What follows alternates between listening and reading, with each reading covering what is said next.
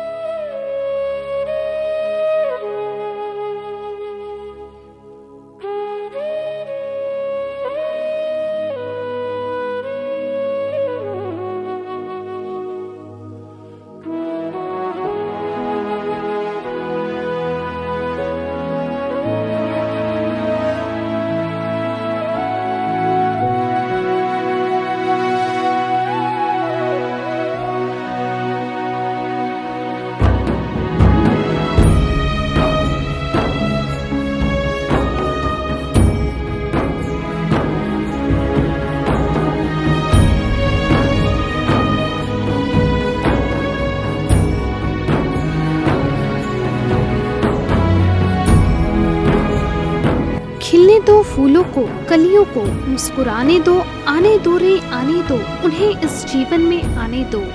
अक्सर हम देखते हैं जब कभी किसी के घर लड़का पैदा होता है तो सारे घर में खुशियां छा जाती हैं। लेकिन वहीं अगर लड़की पैदा होती है तो उससे या तो लोग कम खुश होते हैं या फिर कुछ कहते ही नहीं। जी हाँ, ये हालात गांव की तरफ में अधिक है, जहां कई बार तो लड़की के पैदा होते ही या तो उसे मार दिया जाता है या फिर घर के सदस्य उसे गाली देकर अपने मन की आग को शांत कर लेते हैं। लेकिन अब सवाल उठता है कि क्यों आखिर इतना फर्क? क्या लड़का घर वालों को लड़की से ज्यादा प्यारा होता है? भारत में कन्या भ्रूण हत्या जैसा पाप काफी समय से समाज पर एक कलंक की तरह लगा हुआ है, जो आज शिक्षा के अस्त्र से भी नहीं हट रहा है। अस्त्र नायस्तु पूज्यते रम्यन्ते तंत्र देवता अर्थात जहाँ नारी की पूजा होती है वहाँ देवता का वास होता है, ऐसा शास्त्रों में लिखा है। लेकिन विश्वास नहीं होता, आज भारतीय समाज में ही इतनी कुरीतियां फैली है जिससे नारी के प्रति अत्याचारों को बढ़ावा मिला है।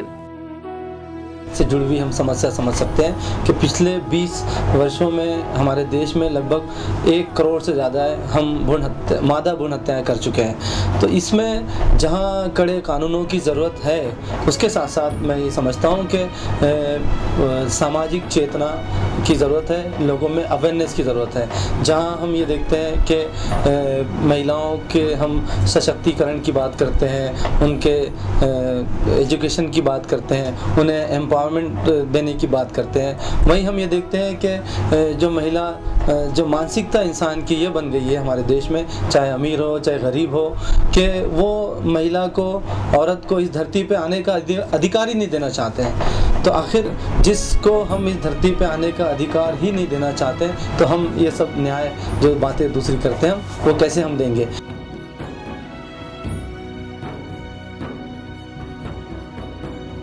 इसके चलते हमने देखा कि हम कितनी सीता, कितनी मीरा, कितनी राधा, कितनी मरियम और कितनी फातिमाओं को जो है बलि चढ़ा चुके हैं। तो हमें ये इन हत्याओं को रोकना होगा, जिसके लिए सामाजिक चेतना बहुत ज़रूरी है और इसके लिए जिम्मेदार व्यक्ति हर वो व्यक्ति है जो इसमें शामिल है, डायरेक्टली या इनडायरेक्टली, जो खुद शामिल है, उसके साथ साथ जो इसका तमाशा देख रहा है वो भी जो है इसमें शामिल है। हमें चाहिए कि लोग जागरूक हों और महिलाओं की जो अहमियत है, उसका जो रेपुटेशन है उसको समझें, उसका जो समाज में मकाम है उसको समझें और उसके साथ साथ उसकी अहमियत को खुद भी समझें। हमने देखा कि किस तरह से जो आजकल युवा पीढ़ी है वो किस तरह से अपनी माताओं को वृद्धाश्रमों में रखी हुई है। तो ये एक बड़ा गैप हमारे अंदर, नई पीढ़ी के अंदर, चाहे हम नए जो एजुकेशन की हम बात करते हैं, जो हमारी व्यवस्था है, शिक्षा व्यवस्था है, उसमें हम आसमान के ऊपर उड़ रहे हैं, हम मंगल पे जाने की बात कर रहे हैं, लेकिन हमारी इंसानियत जो है गंदी नाली में पड़ी हुई है। तो इसको ऊपर लाना होगा, मानसिकता को बदलना होगा, चेतना, जो सामाजिक संस्थाएं काम कर रही है उन्हें चेतना जो है जगानी होगी लोगों के अंदर। जिस तरह से हमने देखा कि पालना एक ऑर्गेनाइजेशन है जो ये काम करती है कि कम से कम उन्होंने ये काम किया तमिलनाडु में और लाखों महिलाओं को, लड़कियों को, बच्चियों को, मादा जो है उनको बचाया है उन्होंने।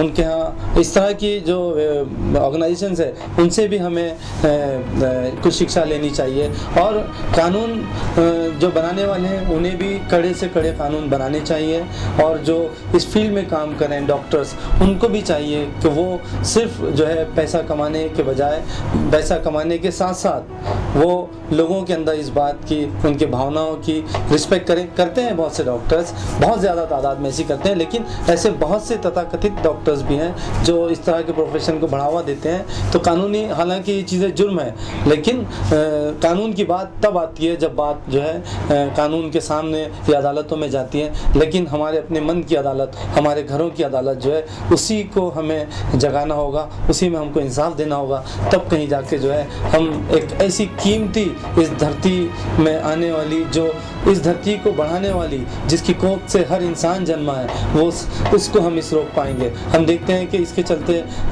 राजस्थान है, पंजाब है, केरला है, ऐसे पढ़े लिखे जो राज्य माने जाते हैं, वहाँ पे जो है ये हत्याएं जो है, भ्रूण हत्याएं मादा सबसे ज़्यादा बढ़ रही हैं और हमारे शहर नागपुर में भी जो है ये रेशो काफ़ी घटता जा रहा है। तो कहीं ऐसा ना हो बाद में कि पुरुषों के लिए महिलाएं ना मिले। तो ये एक बड़ी ही सीरियस इशू है जिसके ऊपर हमें अवेयरनेस लानी होगी।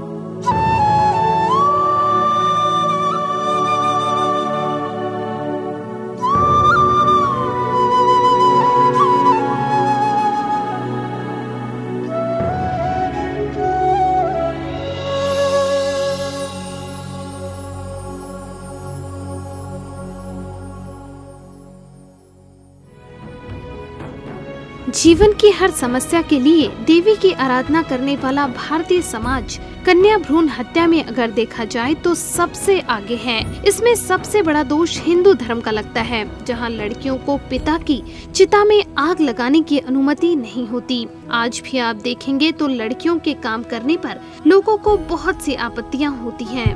कन्या भ्रूण हत्या में पिता और समाज की भागीदारी से ज्यादा चिंता का विषय है इनमें माँ की भागीदारी का। एक माँ जो पहले खुद स्त्री होती है, वह कैसे अपने ही अस्तित्व को नष्ट कर सकती है, और यह भी तब जब वह जानती है कि ये लड़की भी उसी का अंश है। हमारा लड़का बड़ा होकर हमारे बुढ़ापे का सहारा बनेगा, लड़की का क्या, वो तो पराया धन होती है, ऐसा भी कहने वाली माएँ होती हैं। भारत की जनसंख्या में प्रति 100 पुरुषों के पीछे 93 से कम स्त्रियां हैं, जिनका सीधा असर पड़ता है समाज के ऊपर आज लड़कियों की कमी की वजह से शादी में आने वाली दिक्कतों का।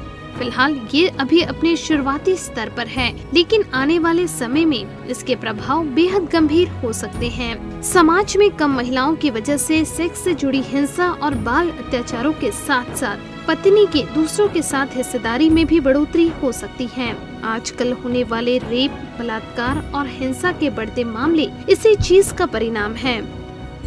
लेकिन आज 21वीं सदी में सरकार कन्या भ्रूण हत्या को रोकने और समाज में महिलाओं को उनका स्थान दिलाने की हर कोशिश कर रही है।